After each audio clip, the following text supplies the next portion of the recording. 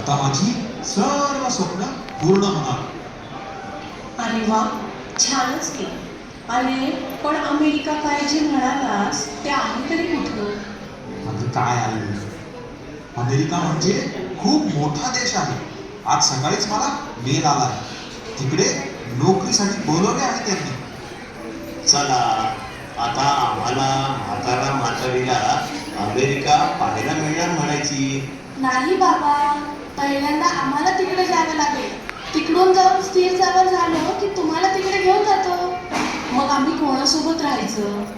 तुमच्याशिवाय आमचा वेळ कसा जाणार? तुम्ही इथे नाही ही कल्पनाच करवत नाही बघ आम्हाला. झाले का सुरू? ही नव्हे ती चांगली नोकरीची संधी आली की झाली तुमची रडारड सुरू. तशी आमचीही काही स्वप्न आहेत, ती कधी पूर्ण करणार? असं आयुष्यभर राहणं मला नाही आवडत. आम्ही फक्त देश सोडतोय, जग नाही. अरे बाळा, असं अभद्र बोलू नकोस रे. तुम्हाला जे हवं ते करा, आमची काहीही हरकत नाही. अरे पण तोपर्यंत आमची सोय कशी आणि कुठं करणार आहेस बेटा तू? बाबा, तुम्ही मागे म्हणालात ना, तुमचे व आईचे अनेक मित्रमैत्रिणी आपल्या शहरातील वृद्धाश्रमात आहेत. हवं तर तिथे तुम्ही थोडे दिवस राहू शकता. तिथे तुम्हाला एकटंही वाटणार नाही. आम्ही येताना हा तिथला ॲडमिशन फॉर्म सुद्धा घेऊन आलोय. अरे बाळा, जर थोड्या दिवसांचाच प्रश्न असेल तर आम्ही इथेच राहतो ना आपल्या घरात. अरे बाबा, आम्हाला तिकडे जायचं आहे, म्हणजे खूप खर्च आहे. मी विचार करतोय, आपले घर विकले तर त्या पैशातून आम्हाला तिकडे जाता येईल. तसं आता आपलं घर आता खूपच जुनं झालं आहे. अरे बाळा, असं म्हणू नकोस. जुनं जरी असलं तरी ते आपलं घर आहे. तुझा जन्म सुद्धा याच घरात झाला बरं, आणि आता हे विकायचं म्हणजे वाईट वाटतं रे. झालं का परत रडगाणं सुरू? आम्ही काही करायचं म्हटलो की तुम्ही नेमकी आडवे येता. माझी प्रगती कोणालाच बघवत नाही. अरे बाळा, असं कसं म्हणतोस तू? आम्ही फक्त इतकंच म्हणतोय. वसुधा काही बोलू नकोस. बाळा, तुम्ही जसं म्हणाल तसं आम्ही करू. तो वृद्धाश्रमाचा फॉर्म भरते.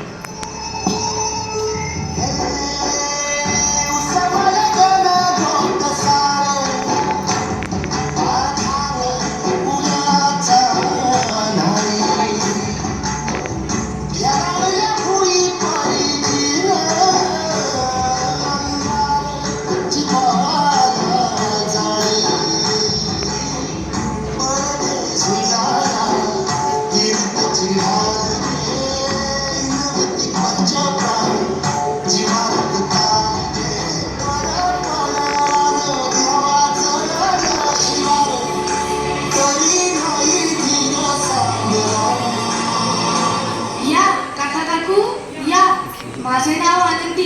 मी आपले स्वागत करते. आई, बाबा, सर्व काही कागदपत्र फॉर्मॅलिटी पूर्ण केली आहे. लवकरच आम्ही तुम्हाला घ्यायला येऊ. आम्ही निघतो आता. ठीक आहे, आम्ही तुमची वाट पाहतोय. बाळांनो, लवकर या हा. अगं आनंदी, माझा मुलगा अमेरिकेत जातोय. आमची हेळसांड होऊ नये ना म्हणून इथं पाठवलं त्यांनी आम्हाला. आमची सुनबाई सुद्धा खूपच काळजी करते बघ आमची. हो का? छानच. चला, मी तुम्हाला तुमची खोली दाखवते.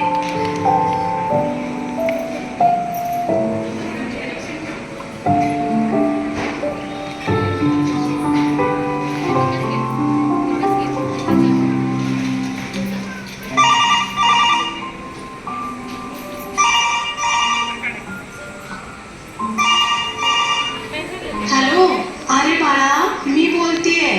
कसा आहेस? तुझी आठवण येते रे. आई, मी खूप कामात आहे, नंतर फोन करतो.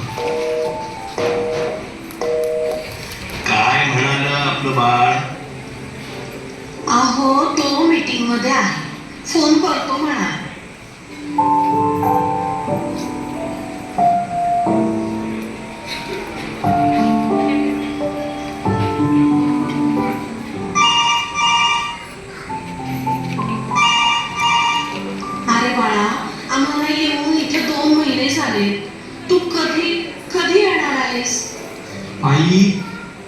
सारखं सारखं फोन करू नको. आम्ही इथे स्थिर झालो की येऊ तुम्हाला घ्यायला. आता फोन ठेव. काय कारण सांगितलंय यावेळी? काम संपल्यावर येईल म्हणाला हो. माझा मुलगा असंच सांगून निघून गेला होता. गेला तो गेलाच, आजपर्यंत तो आलाच नाही. पण खरं तर मला इथंच बरं वाटते बघा आता. आमच्या मुलावर आमचा पूर्ण विश्वास आहे. तो असं नाही करणार. तो नक्की येणार आम्हाला घ्यायला.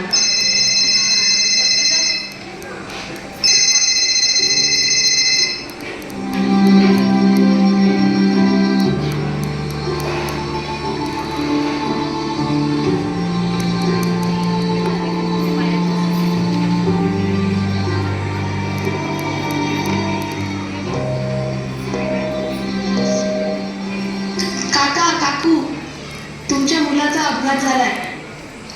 काका, तुम्ही तर म्हणालात तुमचा मुलगा अमेरिकेत आहे, पण तो आपल्याच शहरातील हॉस्पिटलमध्ये ऍडमिट आहे. असं कसं होईल? जर तो अमेरिकेला गेलाच नाही तर मग इथे असूनही त्याने आम्हाला इथे का ठेवलं आहे? अहो, हे बोलायची ही वेळ नाहीये. चला पटकन हॉस्पिटलमध्ये.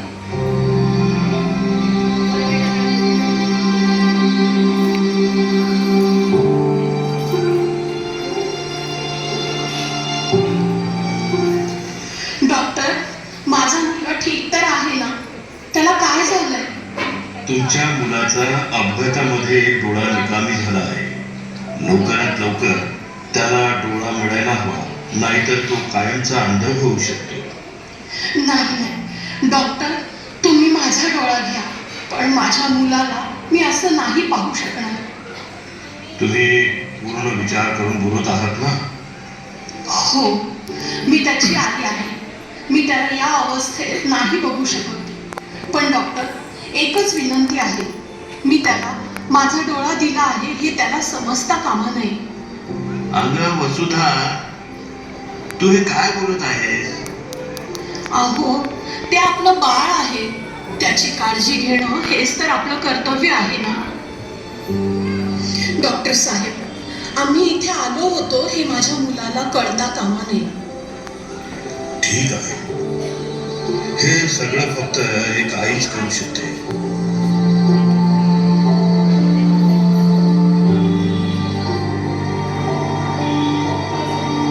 अहो, जरा फोन लावून बघता का? मला त्याची खूप आठवण येत आहे. तो ठीक तर असेल ना?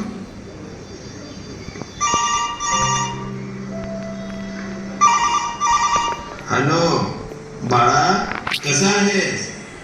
कधी येणार आहेस? अरे तुझी आई आजारी आहे, तिला एकदा येऊन भेटून तरी जा. हॅलो. हो बाबा, आम्ही येतो 2-3 दिवसात. आता फोन ठेवा. अहो, काय म्हणाला आपलं बाळ? ठीक तर आहे ना? मला शेवटचं तरी त्याला बघायचं आहे हो. अगं वसुधा, उठ ना. काय काय होतंय तुला? वसुधा, वसुधा, आनंदी, आनंदी बघ ना, हिला काय झालंय? वसुधा, वसुधा. नाही, असं होऊ शकत नाही. वसुधा, अगं उठ ना. अजून आपल्याला भरपूर जगायचं आहे. आपलं बाळ आपल्याला भेटायला येणार आहे.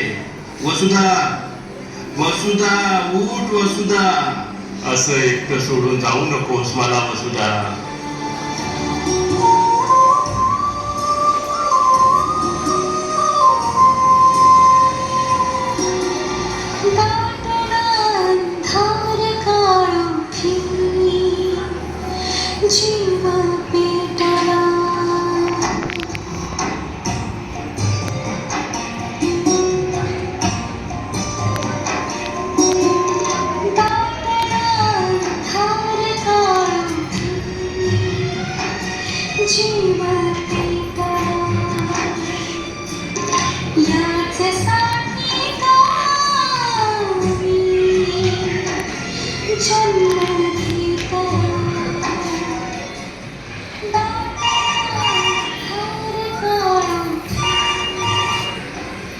जीवन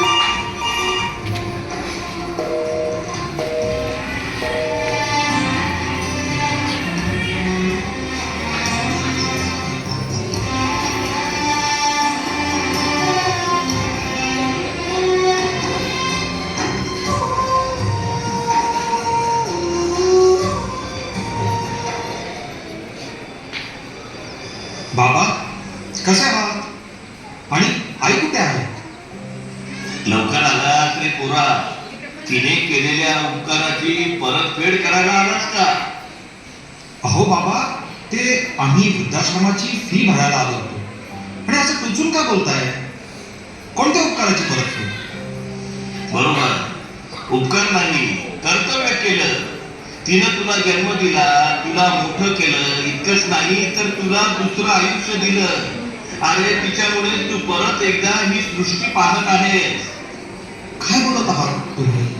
मला काहीच कळत नाहीये. होय बाळा, तुझा अपघात झाला आणि एक डोळा निकामी झाला तेव्हा तुझ्या आईनं तिचा एक डोळा तुझ्यासाठी दिला. तुला हे ऐकून त्रास नको म्हणून हे लपवून ठेवायला सांगितलं त्या माऊलीनं. काय? बाबा, आई कुठे आहे? आई, मी चुकलो. मला तिची माफी मागायची आहे. बाळा, खूप उशीर झाला रे. तुझी आई या जगात नाही आता. बाबा, असं नका बोलू. माझी आई हवी आहे.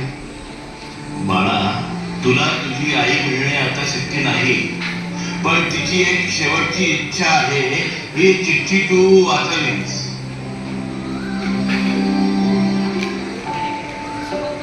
माझ्या बाळा, कसा आहेस? ठीक आहेस ना? मला माफ कर, मी विसरले की तुला बाळा म्हटलेलं आवडत नाही.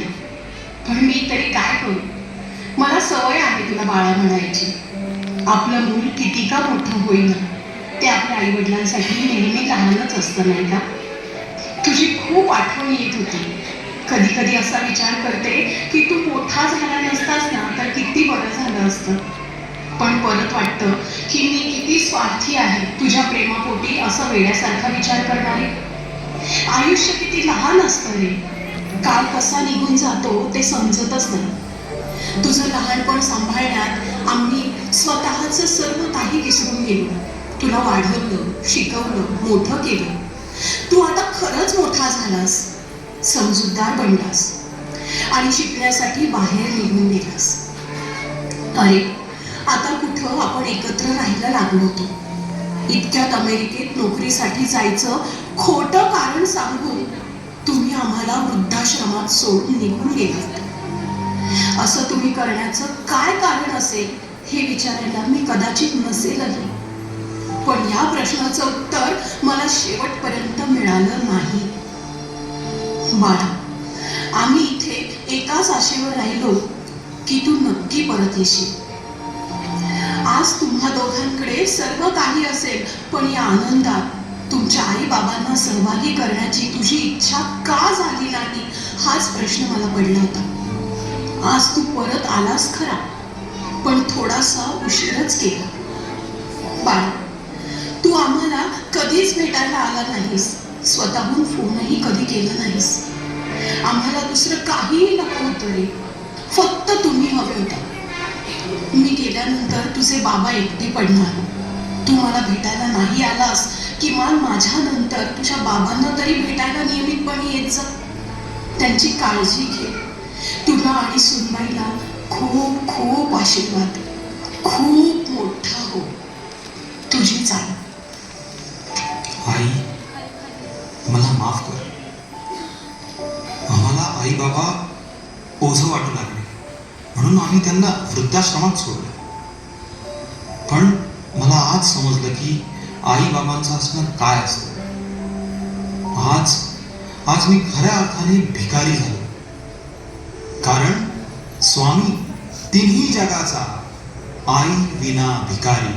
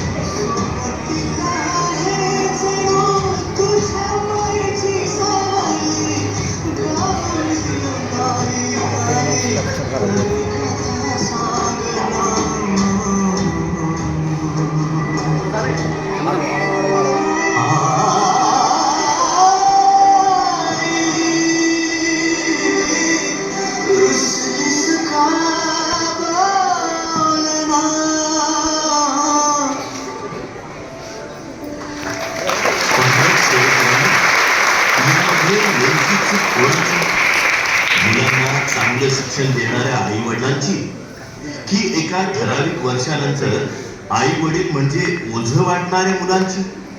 नेमकं चुकलं तरी कुठे आणि नेमकं चुकलं तरी कोणाचं? अहो, खर तर अशी दुर्दैवी वेळ कोणत्याच पालकांवर यायला नको. या मुलाला आई बाबांनी शिक्षण तर दिलंय, पण कदाचित संस्कार द्यायला विसरले की काय? सद्गुरू परमपूज्य मोरेदादांना या भविष्यातील संकटाची जाणीव होती की काय, म्हणूनच त्यांनी या अखिल भारतीय श्री स्वामी समर्थ सेवा कार्याची उभारणी करताना मूल्य संस्कारास अग्रक्रम दिला. परमपूज्य गुरुमाऊली म्हणतात की ही मुले म्हणजेच मातीचा गोळा. ओला असेल तोपर्यंतच त्यास आकार देता येतो. अहो, योग्य वयातच मुलांवर संस्कार व्हायला हवेत. या विचारातूनच प्रत्येक स्वामी समर्थ केंद्रातून मूल्य संस्कार विभागाचे कार्य सुरू आहे. पालकांनो, भविष्यात जर आपल्याला वृद्धाश्रमाची पायरी चढायची नसेल तर आता गाफील राहू नका. मुलांना उच्च शिक्षण द्यायचे आहे ना, नक्कीच द्या, पण त्यासोबत संस्कारही द्यायला विसरू नका. अहो, हा मूल्य संस्कार मिळावा म्हणजे परमपूज्य गुरुमाऊलींच्या वृद्धाश्रममुक्त भारत अभियानातील महत्वपूर्ण पाऊल आहे. चला तर आपण सर्वांनीच संकल्प करूया. केंद्र तेथे बालसंस्कार, गाव तेथे बालसंस्कार, शाळा तेथे बालसंस्कार, कॉलनी तेथे बालसंस्कार, वाडी वस्ती तिथे बालसंस्कार. मूल्य संस्काराची ही चळवळ प्रत्येक घराघरामध्ये पोहोचली तरच हा देश घडेल वृद्धाश्रममुक्त भारत. संस्कार केले तर संस्कृती टिकेल, संस्कृती टिकली तर धर्म टिकेल, आणि धर्म टिकला तरच राष्ट्र टिकेल. श्री स्वामी समर्थ.